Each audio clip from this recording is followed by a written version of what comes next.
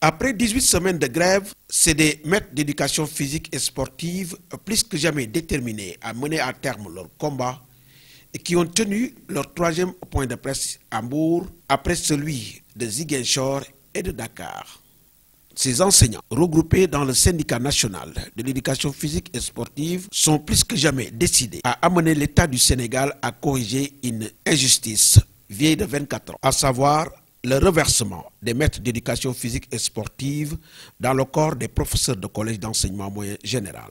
Khalifa Ababakar Ndiaye, secrétaire général du dit syndicat, a lu le texte liminaire du point de presse. Chers membres du bureau exécutif national du syndicat national de l'éducation physique et sportive, chers enseignants d'EPS du Sénégal, chers journalistes, le syndicat national de l'éducation physique et sportive remercie tous les militants responsables et partenaires qui ont tenu à honorer de leur présence ce rendez-vous qui est le troisième du genre après Ziguinchor et Dakar. Conformément aux déclinaisons des axes prioritaires de notre feuille de route syndicale 2022-2023, nous avions alerté par lettre de préavis depuis le 26 septembre 2022 et nous avions avisé qui de droit sur nos revendications dont la plus urgente demeure le reversement des maîtres d'éducation physique et sportive dans le corps des professeurs de collège d'enseignement moyen général. À ce jour, après 18 semaines de grève, nous constatons encore et toujours le mutisme des autorités, ce qui contribue au pourrissement de la situation du fait qu'en ce moment, en raison des mots d'ordre de boycott des évaluations du premier semestre en EPS, beaucoup d'établissements à travers le pays ne peuvent pas générer les bulletins de composition du premier semestre en raison de la situation de carence provoquée par la présente grève. Il est d'ailleurs malheureux de constater, pour s'en désoler, le comportement inquisiteur hors la loi de certains enseignants d'EPS formateurs et autorités scolaires qui cherchent vaille que vaille à s'aborder notre mouvement d'humeur pour un plan de carrière juste et équitable. Et c'est le lieu de dire qu'un comportement pareil demeure une atteinte gravissime à la liberté syndicale et au droit de grève, mais confirme encore une fois la stigmatisation dont l'EPS et son personnel sont victimes. Certains allant même jusqu'à outrepasser leurs prérogatives administratives en engageant un personnel extérieur non qualifié pour intervenir en lieu et place du professeur d'EPS gréviste. Ce précédent grave qui s'est passé au CM Diène Koumba Ndiaye de Foundiougne dans l'académie de Fatick engage tout autant la responsabilité civile et pénale du principal, M. Faye Seck, et de l'association des parents d'élèves, comme aussi celle de toute la hiérarchie, eu égard au risque d'accidents liés à la pratique de cette discipline. Notre métier, comme celui du médecin, n'admet pas l'erreur. On ne badine pas avec la vie. La vie, c'est à la fois le corps et l'esprit. Déformer une âme est aussi sacrilège qu'un assassinat.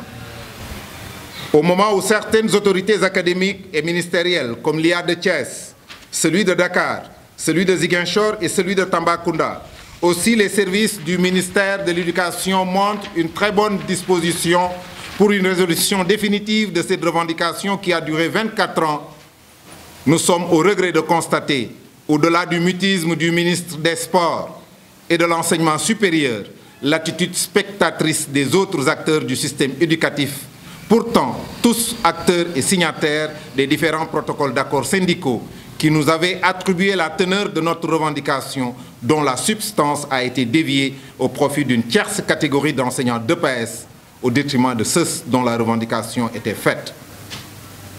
Nous rappelons au peuple sénégalais et à toutes les autorités compétentes qui, en ce moment, sont dans une dynamique de menace, de ponction ou de suspension de salaire, que si tel est le prix à payer pour la restauration de notre dignité professionnelle bafouée, nous sommes prêts. Et nous ne reculerons pas tant que nous n'aurons pas rendu justice. Le droit à l'avancement, à la promotion et le droit de grève demeurent le minimum constitutionnellement garanti pour tout agent de la fonction publique. 24 ans de tergiversation et de dilatoire, ça suffit largement. Nous avons suffisamment patienté et avons atteint un minimum de maturité pour dire et porter par nous-mêmes les revendications spécifiques à notre corps de métier. À cela s'ajoute qu'il urge d'établir un dialogue franc avec le syndicat national de l'éducation physique et sportive pour une gestion optimale et efficiente de l'ensemble des difficultés que rencontre la discipline et son personnel. Rendre effectif dans les meilleurs délais le reversement direct des maîtres d'éducation physique dans le corps des professeurs de collège, car nulle autre mesure serait un préjudice nouveau eu égard à toute la compromission attestée sur le portage et pilotage de ce dossier par les acteurs qui en avaient la charge. De démarrer la formation diplômante des recalés des cohortes précédentes, mais surtout de terminer celle de nos collègues de la formation professionnelle et technique. Et de terminer pour dire au chef de l'État, son Excellence le Président de la République, M. Macky Sall, que nous comptons fermement sur sa volonté politique à corriger cette incohérence administrative monumentale pour permettre aux 2451 maîtres d'éducation physique du Sénégal de bénéficier d'un plan de carrière. Progresser de hiérarchie à hiérarchie, gagner des postes de responsabilité dans sa carrière ne doivent pas être un luxe pour un MEPS qui, à ce jour, ne peut être ni surveillant général, ni principal, encore moins censeur ou proviseur. Que nul n'ignore que nous avons largement dépassé le seuil de souffrance professionnelle et humainement supportable et qu'il ne soit jamais dit par les générations futures d'enseignants d'EPS que l'indifférence, le cynisme et l'égoïsme de notre système étatique, jumelés au laxisme de nos syndicats représentatifs, ont empêché toute une génération d'honnêtes agents de l'État d'avoir un plan de carrière motivant et d'être confinés dans un carcan assimilable à de l'esclavage administratif. Nous vous remercions de votre aimable attention. S'agissant des actions à mener pour contraindre les autorités éducatives de ce pays à prendre au sérieux la plateforme revendicative des maîtres d'éducation physique et sportive, Khalifa Ababakar Ndiaye se veut clair. Nous sommes dans le boycott des évaluations des notes de l'EPS au premier semestre, mais nous avons aussi boycotté les cellules pédagogiques, plus le sport scolaire.